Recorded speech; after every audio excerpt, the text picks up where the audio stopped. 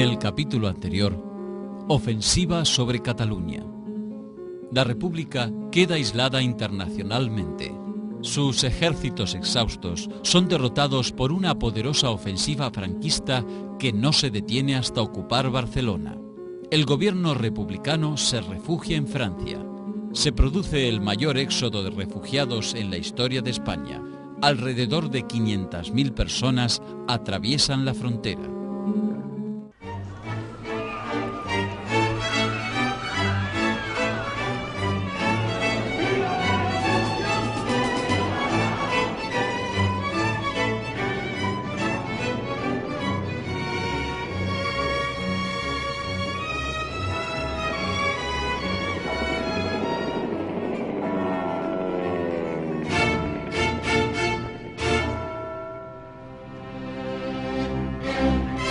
Resistencia desesperada. El 10 de febrero de 1939, el presidente del Consejo de Ministros del Gobierno republicano, Juan Negrín, aterrizó en Alicante. Unos días antes, había abandonado España junto a ministros, diputados y militares por el paso pirenaico de Lepertús.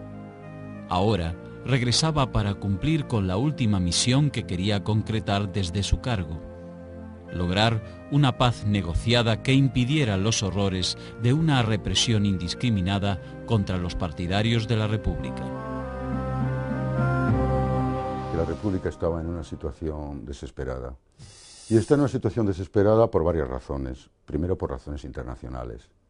Es evidente el abandono inglés. Si es que alguna vez había existido algo contrario a esto, es evidente que Francia asimismo está deseando que se acabe el conflicto español, y es evidente que la Unión Soviética tampoco empieza ya a tener mayor interés por la cuestión española.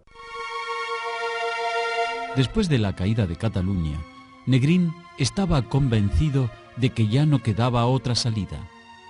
El horizonte estaba teñido de nubarrones oscuros. En un discurso al país, con motivo de la captura de Barcelona por los nacionales, el jefe de gobierno lo había sintetizado con estas palabras: vale más el riesgo mínimo de morir como héroes que la certeza absoluta de ser fusilados como borregos.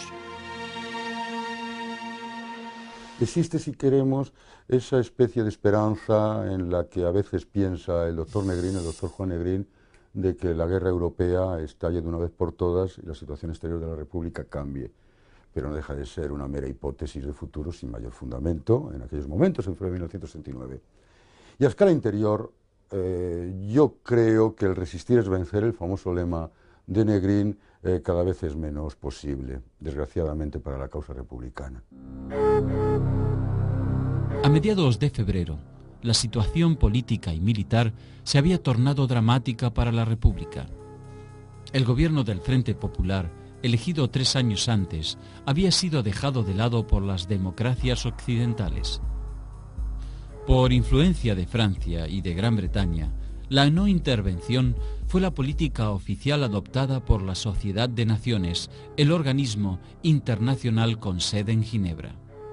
Allí, a mediados de enero, el ministro de Asuntos Exteriores, Julio Álvarez del Valle, había podido comprobar personalmente que la República había sido abandonada por sus aliados ideológicos.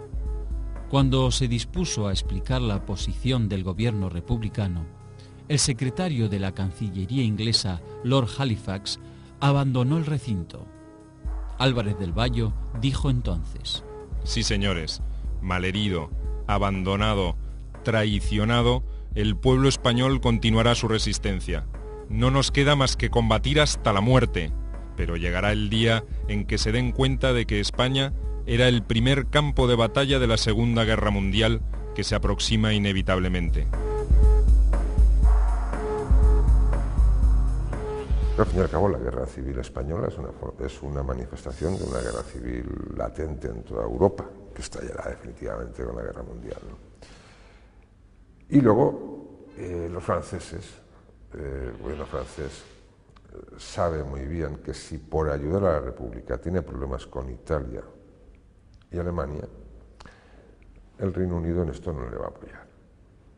Lo sabe muy bien porque, entre otras cosas, se le ha dicho. se le ha dicho por parte de los ingleses.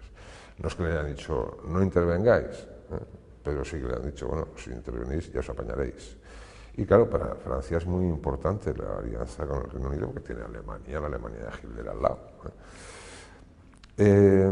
Entonces, la clave de Inglaterra, no la clave del Reino Unido, es un gobierno conservador.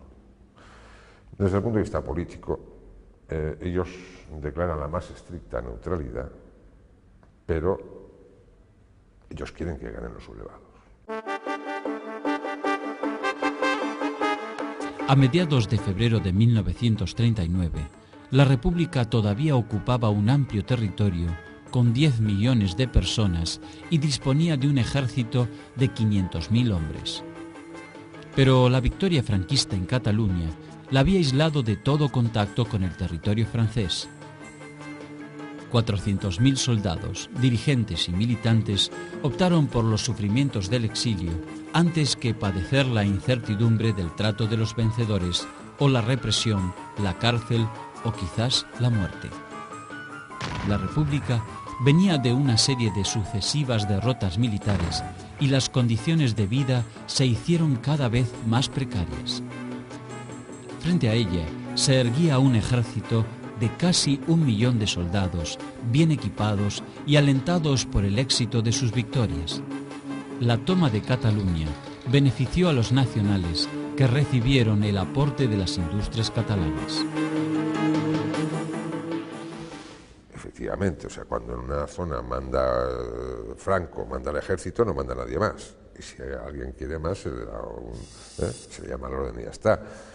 En la zona republicana hay distintos proyectos democráticos, revolucionarios y en conflicto. Por lo tanto, no hay esa unidad compacta. Pero también hay que decir que tampoco hay esa unidad compacta porque, entre otras cosas, la República es democrática hasta el final. Con todas las tragedias que pasan, sigue siendo pluripartidista hasta el final. Quiero decir que hay liberales, hay republicanos, hay demócratas, hay comunistas, socialistas, anarquistas, pero que sí, o sea, que las divisiones en el campo republicano son un factor importante, la existencia de un ejército compacto en el otro lado es un factor importante y la intervención extranjera es muy importante. La moral de las tropas republicanas estaba minada por la pérdida de Cataluña y el Acuerdo de Múnich, que evitó un choque frontal de Alemania con Francia e Inglaterra, y se agravaba todavía más con las disputas entre líderes y partidos políticos y las crecientes dificultades de la vida cotidiana. Una moral como la que en tiempos pasados había existido en amplios lugares de la España republicana ya no existe en febrero del 39. Es la desmoralización lo que ha hecho presa de la mayor parte de las gentes. No es que sea una vinculación política a los vencedores, no es cierto, no es esto. Es que esto se acabe, que se acabe cuanto antes. Nosotros cuando entrevistamos a gente que vivió aquella época, es una idea que te transmiten casi machaconamente, que se acabara, y que se acabara con todos los riesgos posibles que íbamos a tener muchos de nosotros, pero que se acabara. La moral de combate, la moral de resistencia. Yo creo que el mejor momento es ver la pequeña guerra civil que hay en la zona republicana entre los casadistas y los partidarios de la resistencia, fundamentalmente los comunistas. Y la población de Madrid observa esto con una lejanía que distinto con el compromiso que había habido en noviembre de 1936. El entusiasmo y la mística colectiva del comienzo de la guerra en la zona republicana estaban resquebrajados y por sus grietas asomaban viejos rencores y disensiones. Por ejemplo, Francisco Largo Caballero, Juan Negrín, Indalecio Prieto y Julián Besteiro lideraban grupos con gruesas diferencias. A su vez, los partidos republicanos se habían ido desdibujando desde el estallido del conflicto en beneficio de las organizaciones políticas y sindicales de izquierda. El Partido Comunista aparecía como una fuerza poderosa. Su disciplina partidaria y su capacidad de acción, más la ayuda soviética, sobredimensionaban su importancia y presencia. A lo largo de la Guerra Civil, el Partido Comunista empieza a tener una difusión enorme en el ámbito madrileño. Y a la altura de 1937, aunque yo no tenga la constatación electoral, pero existen suficientes testimonios como para afirmar que se ha convertido en el principal partido de la ciudad. Y se ha convertido en el principal partido de la ciudad por varias razones. Primero, por su capacidad de propagandística y su capacidad de difusión, lo que podríamos decir su capilaridad, no solamente en el ejército, sino también en la sociedad civil. Segundo, porque el Partido Comunista ha sabido gestionar muy bien desde el punto de vista propagandístico la defensa de la ciudad en noviembre del 36, la batalla por Madrid, la defensa de Madrid. Esto yo creo que es un gran triunfo político de los comunistas en el seno de Madrid. Los comunistas también imponen un tipo de política de organización, de defensa de la República, la creación de una economía de guerra, la creación de una política de guerra, subordinar todo al triunfo final y clausurar las experiencias revolucionarias, lo cual pienso que en el mundo político madrileño es una doctrina, si queremos decirlo así, bien recibida. La población civil sufría de un gran desánimo, acentuado por las privaciones materiales y la propaganda enemiga que hablaba de la abundancia de alimentos en su bando. Manuel Azaña escribiría después de la guerra: Es un hecho innegable que la voluntad de resistencia fue general mientras las masas creyeron en la eficacia de resistir para salvar la República. Es también evidente que perdiéndose la esperanza, nadie podría obtener, ni por obsesión ni por violencia, un sacrificio más. León Trotsky, en cambio, justificaba ese desánimo por otras causas. En un artículo del 30 de enero de 1939, titulado La tragedia de España, expresó: La fuerza dinámica de la revolución consistía en las esperanzas de las masas en un porvenir mejor, la entrega de las tierras a los campesinos y de las fábricas a los obreros. Pero los dirigentes republicanos han hecho lo que estaba a su alcance para pisotear y mancillar sus esperanzas. El resultado ha sido una desconfianza y un odio creciente de las masas. Esa es la principal causa de la derrota de las tropas republicanas.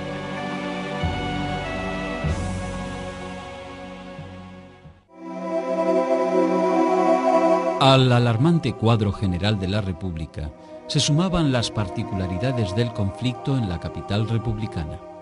Madrid estaba sometida a un constante hostigamiento militar y contabilizaba más de 8.000 edificios destruidos por los bombardeos. Sus habitantes padecían hambre y había largas colas de mujeres y ancianos en busca de los escasos productos que otorgaba el racionamiento. Después de la caída de Barcelona, Madrid se convirtió en una ciudad donde crecía el descontento y el cansancio de 2 años y medio de asedio. Los cuadros del Partido Comunista, que habían sido clave en su defensa desde noviembre de 1936, sostenían una férrea resistencia y no advertían los síntomas de agotamiento. Otros partidos del Frente Popular, en cambio, hacía tiempo que habían dejado de hablar de triunfos y querían terminar la guerra al precio que fuere. En el ejército, la disciplina impedía las manifestaciones de descontento y fatiga. La situación de Madrid siempre fue muy difícil al ser escenario y primera línea del frente de la Guerra Civil Española. Y la situación de Madrid se fue deteriorando a ojos vistas conforme avanzaba la Guerra Civil. El problema del sobrevivir de cada día se convirtió auténticamente en una aventura casi imposible. Y eso fue minando poco a poco la moral de combate, la moral de la victoria, que se acabe cuanto antes. Hay momentos psicológicamente que merecerían la pena de una pequeña narración, cuando Franco bombardea en 2 o 3 ocasiones Madrid con pan blanco en 1938. Eso causa una impresión enorme. A ellos les sobraba el pan, a los franquistas, a la España nacional les sobraba el pan. No utilicemos para esto grandes categorías políticas. El hambre mina la moral de resistencia. Y el hambre en determinadas regiones de la España republicana fue terrible. Y fundamentalmente en Madrid, Madrid se moría literalmente de hambre en febrero de 1939.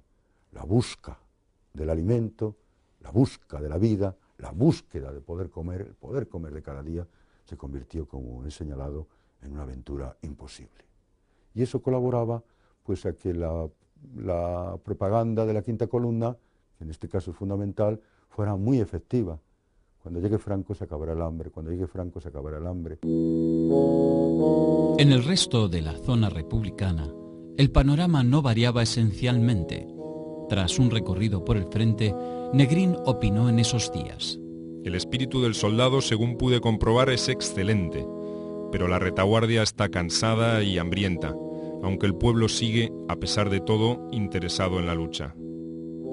El estado de ánimo militar era bueno en Valencia, pero las dificultades materiales dieron paso a la aparición de una clandestina falange inexistente hasta entonces. La situación era relativamente buena en Albacete, de gran importancia para la producción de guerra y los recursos agrícolas. La división política entre los partidos del Frente Popular fomentaba los problemas en Alicante.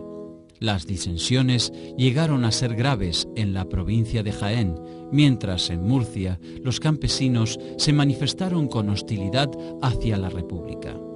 En Almería el ambiente era más seguro, pero en Ciudad Real, con gobierno anarquista, las querellas políticas eran frecuentes. En Guadalajara, territorio del Cuarto Cuerpo de Ejército, su jefe, el anarquista Cipriano Mera, se mantenía en conflicto con el gobernador comunista. En la provincia de Córdoba, la ofensiva republicana de Extremadura a finales de 1938, exitosa al comienzo, había producido decepción y fue detenida en el mes de enero de 1939.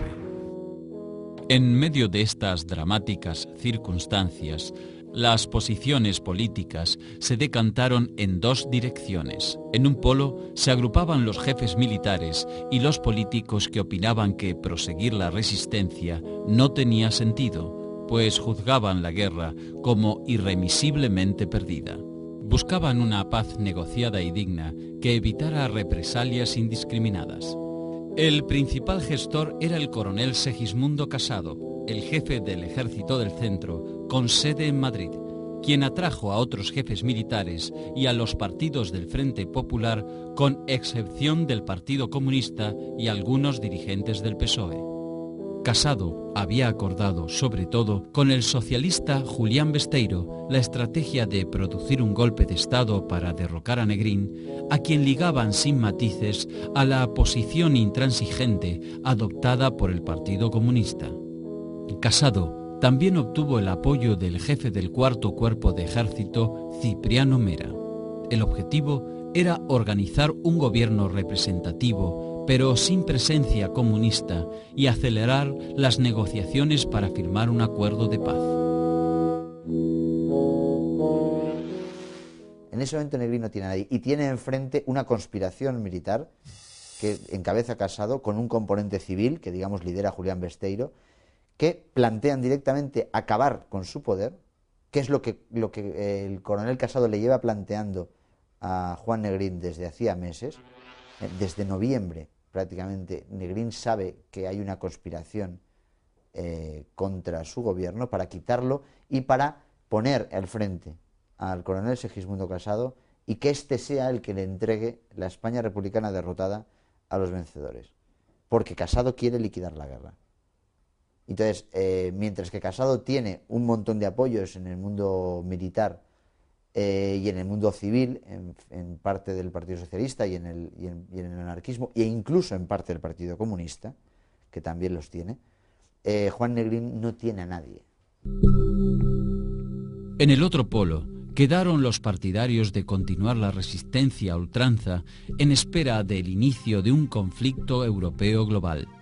Pretendían obtener el apoyo de las democracias que enfrentaban a Hitler y Mussolini, principales sostenedores de Franco. Afirmaban que siempre convenía negociar desde posiciones de fuerza. Aquí estaban los dirigentes del Partido Comunista, ligados a la estrategia internacional de la Unión Soviética. El gobierno de la República estaba alejado de Madrid desde los primeros meses del conflicto.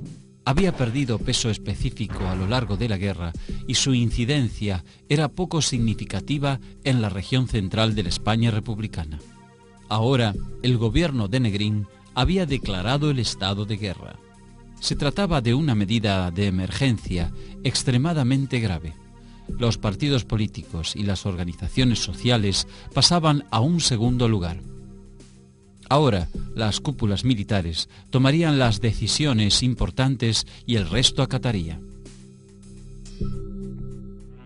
En febrero de 1939 pienso que existe un divorcio, y un divorcio considerable, entre el plano militar y el plano político. Esto para empezar, dimensión militar y dimensión política.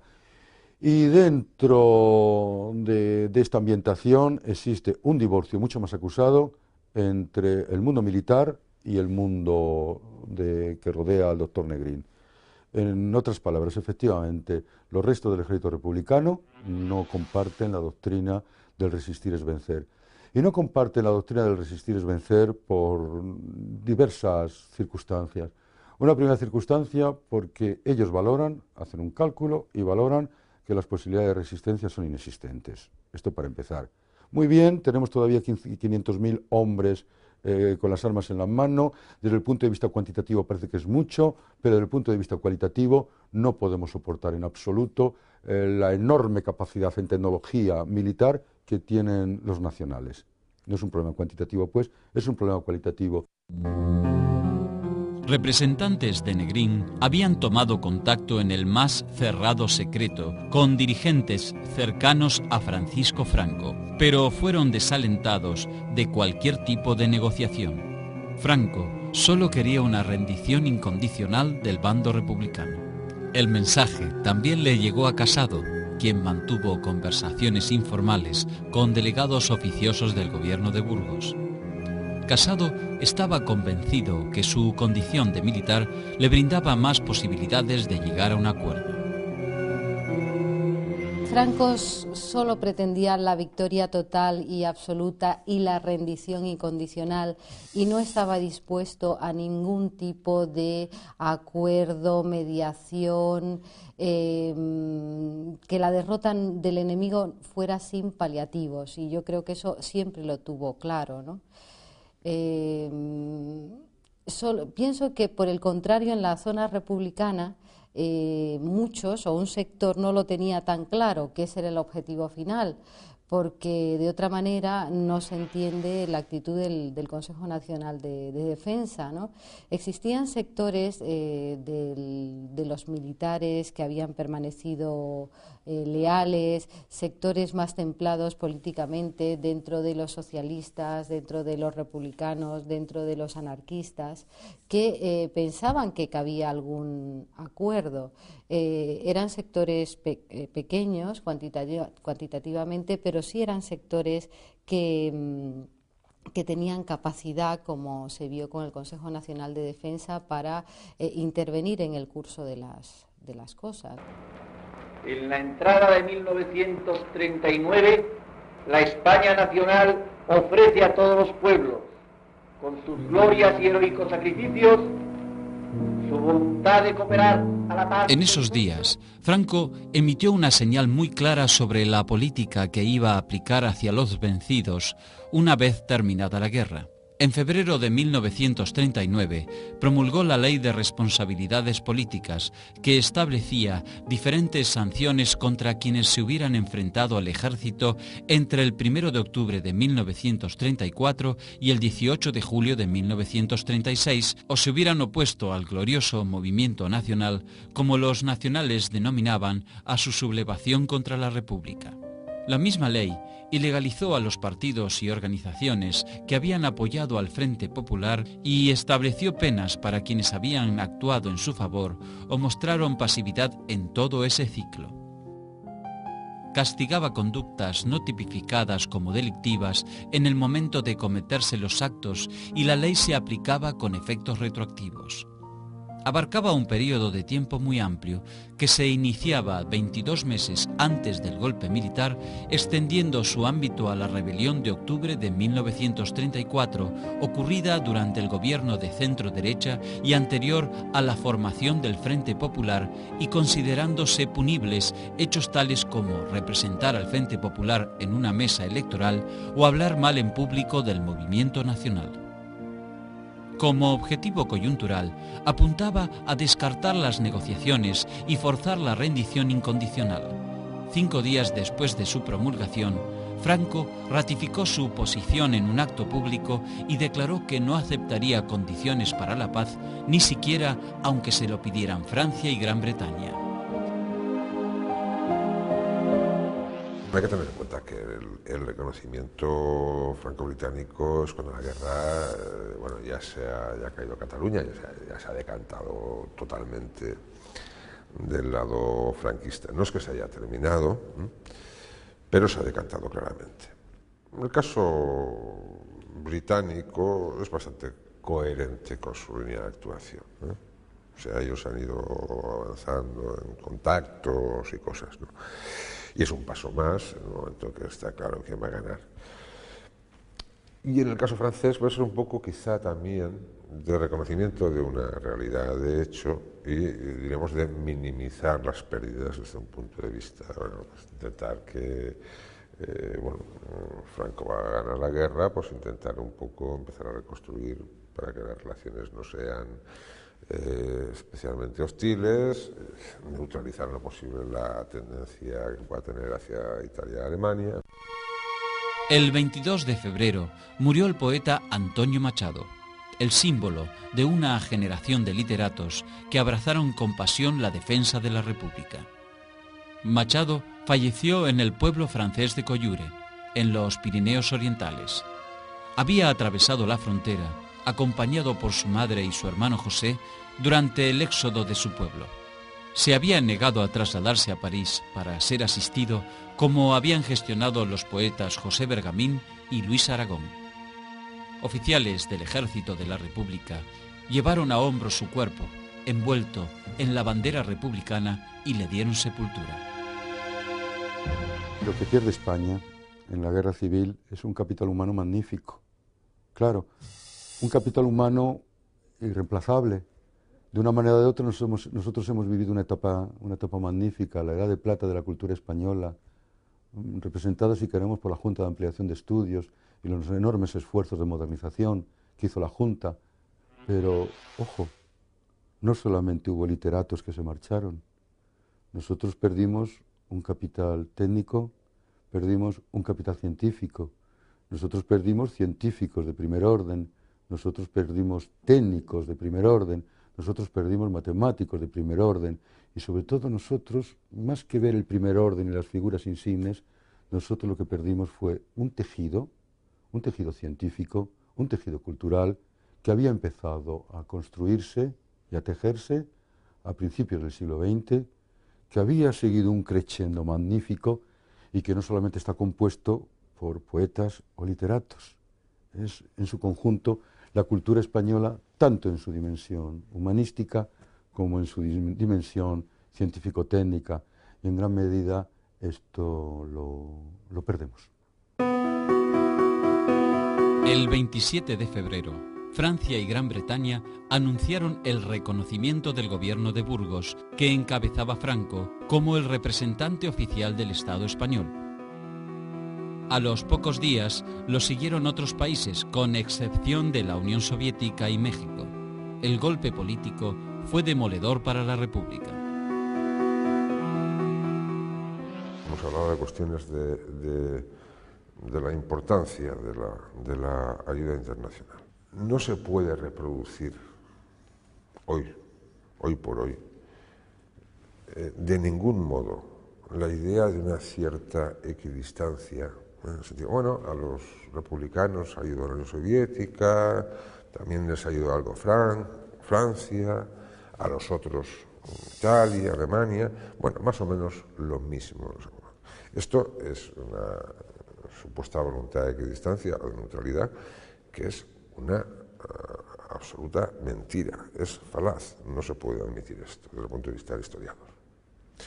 Desde el punto de vista del historiador, por cantidad, por calidad, por oportunidad, la ayuda italo-alemana es infinitamente superior y decisiva, en efectos decisivos, sobre lo que puede ser la ayuda que recibe la República.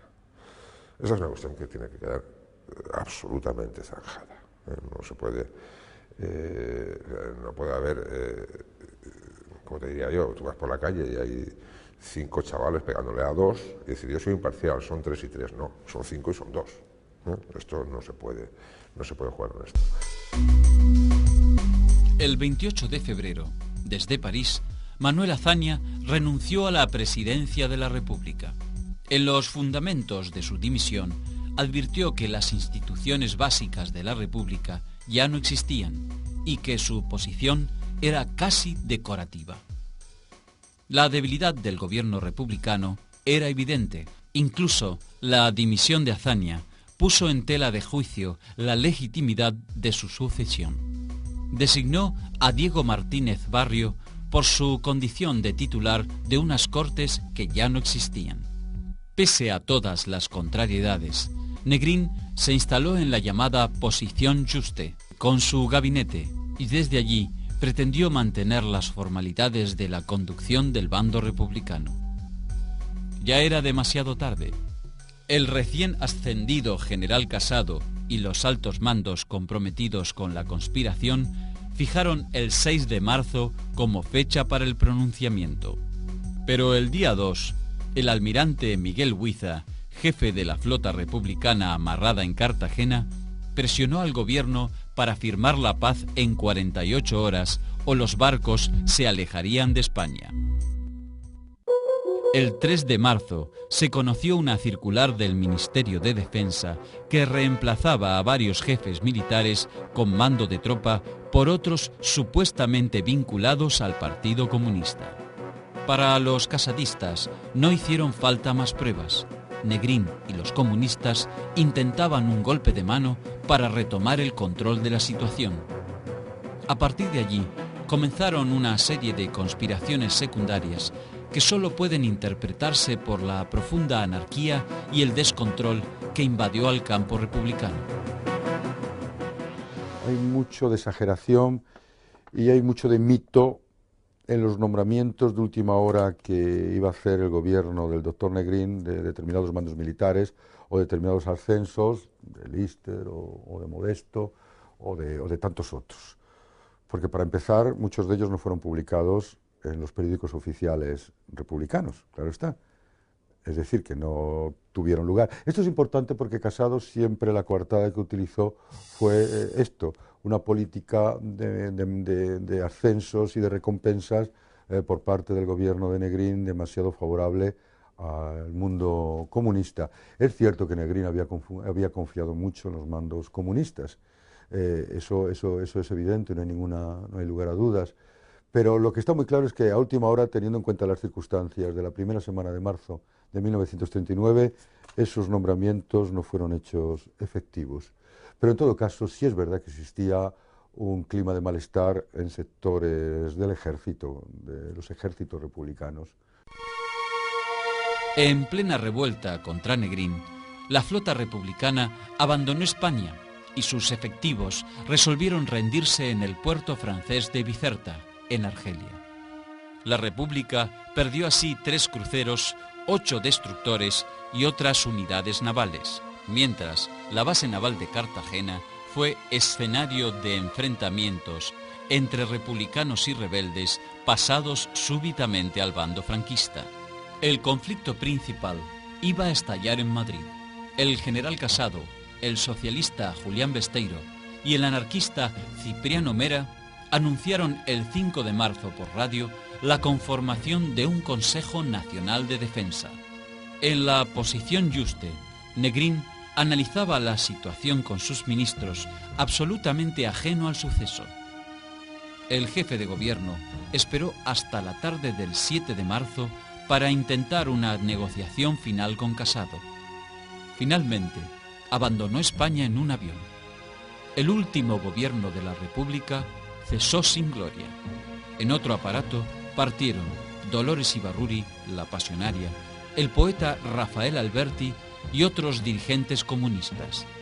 Los miembros del buró político del partido estudiaban la evacuación de sus mejores cuadros y su pase a la clandestinidad. Madrid, sumida en la confusión y la anarquía, presenció el último acto del drama. Fuerzas leales a los mandos comunistas se enfrentaron con los partidarios de Casado en refriegas fratricidas. Los combates duraron varios días. El 11 de marzo, los comunistas se encontraron aislados del resto de la República y sus principales dirigentes fuera del país. Finalmente, comprendieron la inutilidad de los combates y se rindieron. Varios jefes militares fueron fusilados, otros encarcelados y entregados a Franco, quien ordenó su ejecución. Con el ejército republicano desmembrado, los generales Segismundo Casado y Manuel Matallana enviaron negociadores a Burgos con la esperanza de lograr un honroso cese de hostilidades. La respuesta fue clara: rendición incondicional o seguir la guerra hasta sus últimas consecuencias. Los republicanos habían pedido 25 días para poder exiliarse y terminar las negociaciones. El 27 de marzo, Franco interrumpió las reuniones, ordenó una ofensiva de sus tropas y reclamó que todas las fuerzas republicanas levantaran banderas blancas. En el amanecer del 28 de marzo, Casado partió al exilio desde Valencia. Ese día, los nacionales iniciaron una carrera hacia los puertos del Mediterráneo. Unos 50.000 republicanos se agolparon en Valencia, Alicante, Cartagena y Almería a la espera de transportes navales que nunca llegaron. Siempre se recuerda la situación de Alicante, es decir, de Madrid, de todas las zonas del interior.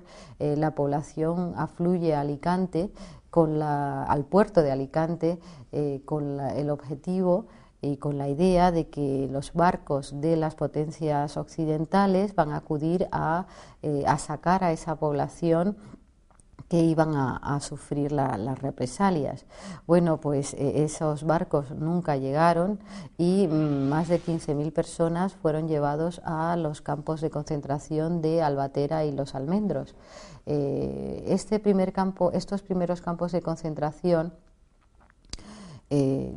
creo que establecieron la respuesta que daba el régimen a esa población que temía las represalias, ¿no?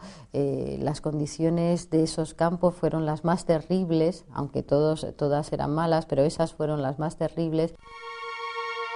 El 29 de marzo se rindieron Cuenca, Albacete, Jaén y Almería. El 30 cayó Valencia, donde fueron tomados 20.000 prisioneros. El 31 se entregaron los últimos baluartes de Murcia y Cartagena.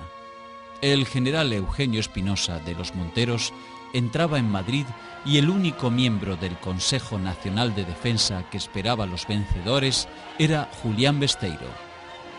Las tropas de Franco fueron acogidas jubilosamente por parte de la población de Madrid, por convicción, por cansancio o por reacción a los excesos de la guerra. Miles de madrileños saludaron brazo en alto, entonaron canciones fascistas y enarbolaron banderas de los vencedores. El 1 de abril de 1939, 33 meses después del alzamiento militar, el generalísimo Francisco Franco escribió con su propio puño el último parte de la guerra. En el día de hoy, cautivo y desarmado el Ejército Rojo, han alcanzado las tropas nacionales sus últimos objetivos militares. La guerra ha terminado. El problema básico para mí de la derrota republicana es que los republicanos no defendían todos la misma república y por tanto eso les llevó a enfrentarse los unos con los otros. Mientras que en la España sublevada, en la otra España, los militares que se sublevan en unos meses dan un mando único y ese mando único, que es Francisco Franco, pone como único objetivo la victoria y que nadie discuta su autoridad, para luego definir el modelo de Estado. Pero en principio, lo principal es la victoria. 2 semanas después, el 15 de abril de 1939, Hitler invadió Checoslovaquia, vulnerando los acuerdos que firmó con Francia y Gran Bretaña en Múnich. Estos se apuraron a firmar pactos de alianza con Polonia, que fue invadida en septiembre de ese mismo año. Había estallado la Segunda Guerra Mundial. La guerra con la que había soñado el doctor Negrín.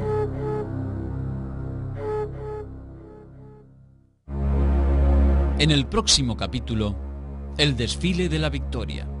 El general Franco asume la totalidad del poder político en España.